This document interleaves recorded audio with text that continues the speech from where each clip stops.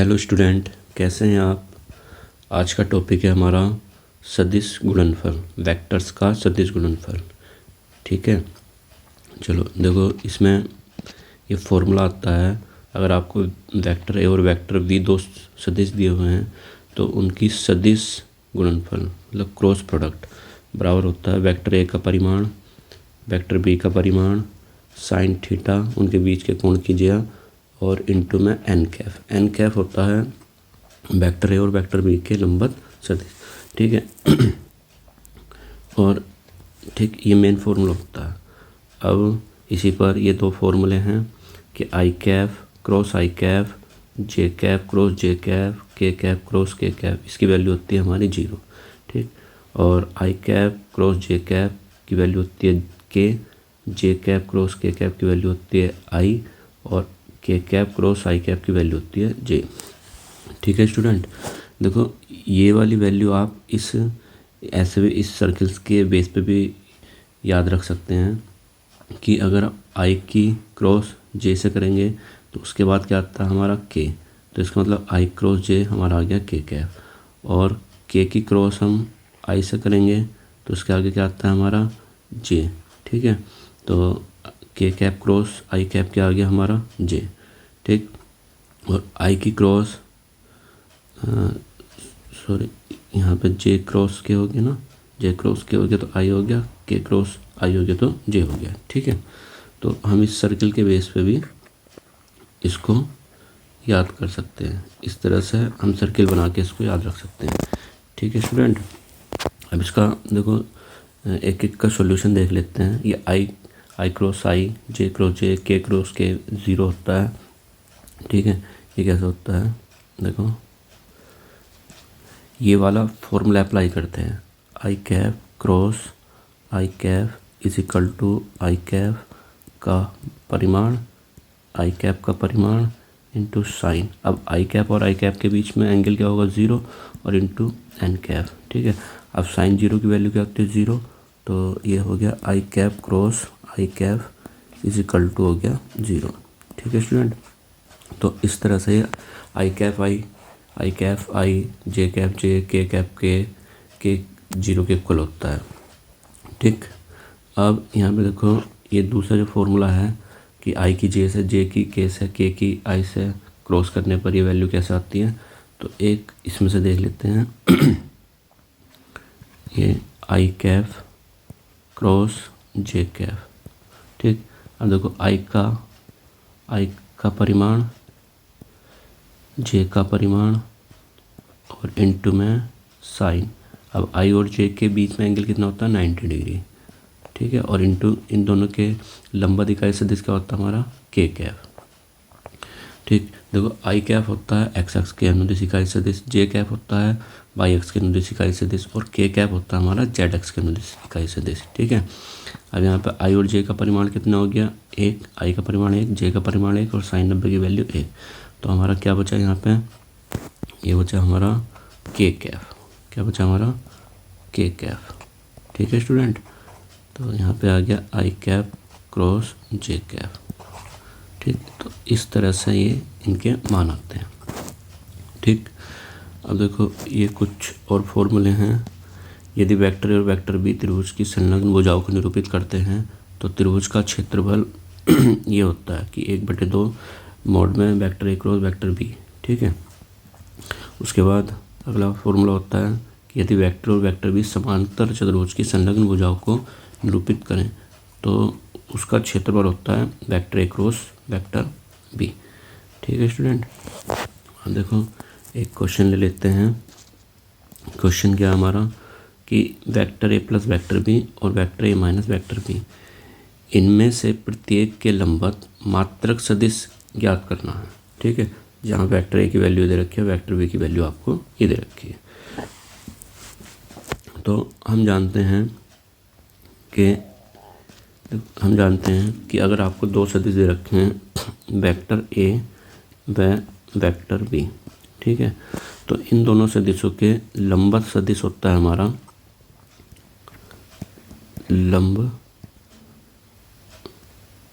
लंबवत सदिश। लंबवत सदिश का फॉर्मूला होता है हमारा इन दोनों सदिशों की क्रॉस प्रोडक्ट कर दो कि वेक्टर ए क्रॉस वेक्टर बी। ठीक है, ठीक है स्टूडेंट।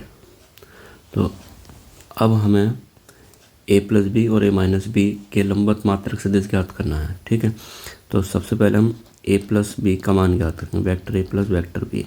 तो ए और बी को ऐड कर देंगे तो आई और आई कितना हो गया 2i कैफ। जे और जे को ऐड करेंगे 3j कैफ। और के को ऐड करेंगे तो आ गया हमारा 4k कैफ। ठीक, अब a minus b, vector A minus vector B, तो ए में से बी सब्ट्रैक्ट करो, आई में से आएगा 0, जे में से 2j माइनस जे कैफ, के में से 3k, ये आ गया माइनस का 2k कैफ। ठीक है स्टूडेंट, अब हमें इन दोनों के लंबवत, पहले तो लंबवत सदिश ज्ञात करना है। तो लंबवत सदिश में हम क्या करते हैं, लंबवत सदिश में इन दोनों की हम क्रॉस प्रोडक्ट कर देते हैं, क्योंकि ये तो आया था उसने वेक्टर ए प्लस वेक्टर बी और वेक्टर ए माइनस बी में से प्रत्येक के लंबवत मात्रक सदिश। तो पहले तो लंबवत सदिश ज्ञात करेंगे।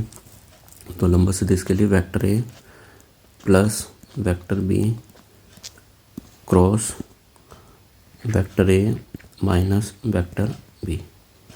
ठीक है स्टूडेंट, अब इसको हम कर लेंगे सारणिक विधि से।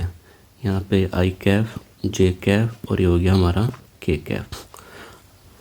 पहले वाले वेक्टर में आई कैफ, जे कैफ, के कैफ के गुणांक लिखते हैं, ये 2 3 4, ये आ गया 2 3 4। अब दूसरे वाला वेक्टर ए माइनस बी में आई का कोफिशिएंट तो 0 है, 0, जे का कोफिशिएंट -1 है और के का कोफिशिएंट हमारा -2 है। ठीक है, अब सारणिक तो हमें सोल्व करना आता है प्लस माइनस प्लस।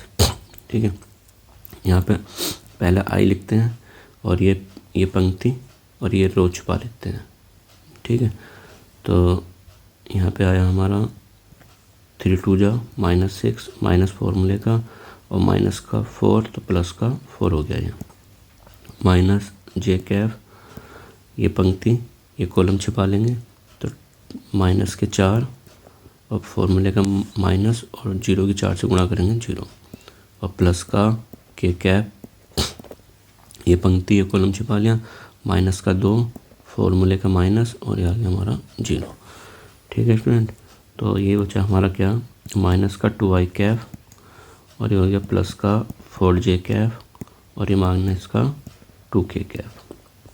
ठीक, अब इन दोनों ये वाला सदिश है और ये वाला सदिश है, देखो इन दोनों का जो सदिश गुणनफल है एक सदिश है, तो उसको मैं एक सदिश मान लेता हूँ। वो मान लिया हमने क्या, वेक्टर सी मान लिया। ठीक है, इस क्वेश्चन को थोड़ा नीचे ले लेता हूँ।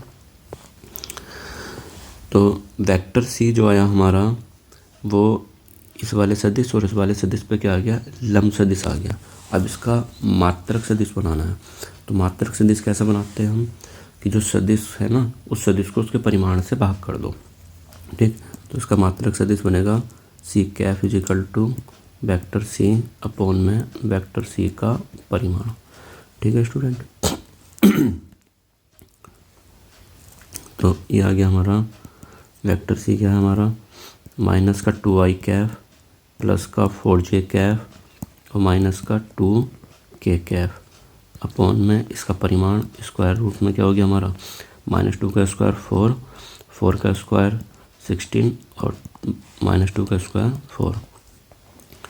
ये हो गया हमारा c cap is equal to -2i cap plus 4j cap और माइनस का 2k कैफ अपॉन में हो गया हमारा स्क्वायर रूट में √24। ठीक है, अब इसको थोड़ा सा और सॉल्व कर सकते हैं।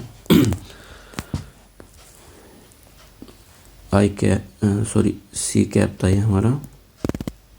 हमारा सी कैप चल रहा है, ऊपर से हम 2 को ले सकते हैं 2, तो आगे हम माइनस का i कैप और प्लस का 2j कैप और माइनस का k कैप और √24 की वैल्यू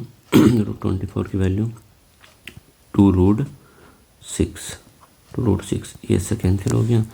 तो ये आ गया हमारा c cap is equal to -i cap plus 2j cap minus k cap और बटे में अंडर रूट में 6।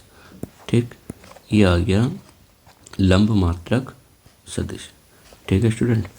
अब इसी तरह से देखो 2 क्वेश्चन और लगाए हैं मैंने नीचे हैं। अब ये वाला क्वेश्चन देख लेते हैं कि आपको वेक्टर ए दे रखा है, वेक्टर बी दे रखा है, वेक्टर ए क्रॉस बी का परिमाण ज्ञात करना है। ठीक है, तो वेक्टर ए क्रॉस बी ज्ञात करो पहले। वेक्टर ए क्रॉस बी सारणिक विधि से, यहाँ पे हो गया आई कैफ, जे कैफ और ये हो गया के कैफ। ठीक है, पहले वाले वेक्टर से आई जे के कैफ के कोफिशिएंट 1 -7 7, दूसरे से 3 -2 और 2। ठीक, तो यहाँ पे आ गया vector A cross vector b is equal to i cap. अब ये पंक्ति कॉलम छिपा लिया। ये हो गया माइनस का 14 माइनस फॉर्मूले का, और ये हो गया प्लस का 14। ठीक, माइनस जे कैफ ये पंक्ति ये कॉलम, तो ये आ गया 2 - 21 और प्लस का के कैफ ये पंक्ति ये कॉलम है ना। ये आ गया माइनस का 2 और प्लस का 21। यहाँ पे ये तो कैंसिल हो गया हमारा, ये माइनस के 19 और ये प्लस के 19 जे कैफ और ये प्लस के 19 के कैफ 19 के कैफ। ठीक है, ये आ गया हमारा वेक्टर ए क्रॉस वेक्टर बी। ठीक है स्टूडेंट। अब हमें इसका परिमाण ज्ञात करना है, तो वेक्टर ए क्रॉस वेक्टर बी का परिमाण होगा हमारा स्क्वायर रूट में आई के कोफिशिएंट का स्क्वायर 19 का स्क्वायर प्लस 19 का स्क्वायर। 19 का स्क्वायर स्क्वायर रूट से बाहर लेंगे तो 19 आ गया, ब्रैकेट में बचा 2 का स्क्वायर रूट ऐसे रहेगा। ठीक है, ये इसका आंसर आ गया। अब इसी तरह से ये नेक्स्ट क्वेश्चन है हमारा। देखो उसने कहा है कि दर्शाइए कि O X O Y O Z अक्षों के साथ बराबर झुके हुए सदिश की दिक् कोसाइन ये दे रखी है आपको। तो अक्षों के साथ दिक् कोसाइन प्रूव करनी है। अब देखो कोई सदिश है, वो ओ एक्स ओ वाई और ओ जेड के साथ बराबर झुका हुआ है। ठीक है, तो अगर हम उस सदिश की दिक् कोसाइन बनाएं तो एल इज इक्वल टू होगा हमारा cos alpha, M is equal to होगा हमारा कोस अल्फा और एन इज इक्वल टू होगा हमारा कोस अल्फा। ठीक है, क्योंकि किसी भी सदिश की दिक् कोसाइन जो होती हैं वही होती हैं l is equal to cos alpha, M is equal to cos beta और N is equal to cos gamma. ठीक है, अब चूँकि उसने कहा था कि ये अक्षों के साथ बराबर जो है, तो इसका मतलब अल्फ़ा बीटा और गामा ये क्या है, बराबर है। तो इसलिए हमने एल बराबर कोस अल्फ़ा, एम बराबर कोस अल्फ़ा और एन बराबर कोस अल्फ़ा ले लिया। ठीक है, अब एक फॉर्मूला और ये होता है दिक् कोसाइन का कि L square plus M square plus N square बराबर होता है 1। तो अब इस फॉर्मूले का हम यूज़ करेंगे। तो एल की वैल्यू तो यहाँ पे लिख लेते हैं, चूँकि l square plus M square plus N square बराबर होता है 1। एल की वैल्यू रखो cos square alpha plus m की value cos square alpha, n की value cos square alpha is equal to 1। यहाँ पर ये हो गया हमारा 3 cos square alpha is equal to 1। तो यहाँ पे cos alpha is equal to आ गया, cos square alpha is equal to आ गया 1/3। अब कोस अल्फ़ा की वैल्यू निकाल लेंगे यहाँ से, तो cos alpha is equal to आ गया हमारा प्लस माइनस 1/√3। ठीक है, तो कोस अल्फ़ा की वैल्यू आ गई हमारी। तो दिक् cosine L is equal to M is equal to N is equal to cos alpha है तो प्लस माइनस 1/√3। अब यहाँ पे लिख लेंगे हम इसकी दिक् कोसाइन इज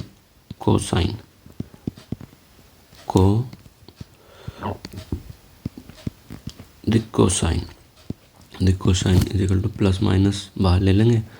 एल की वैल्यू 1/√3, एम की वैल्यू 1/√3 और एन की वैल्यू 1/√3। ठीक है स्टूडेंट, आशा करता हूँ आपके समझ में क्वेश्चन आए होंगे। ठीक है, थैंक यू, बाय।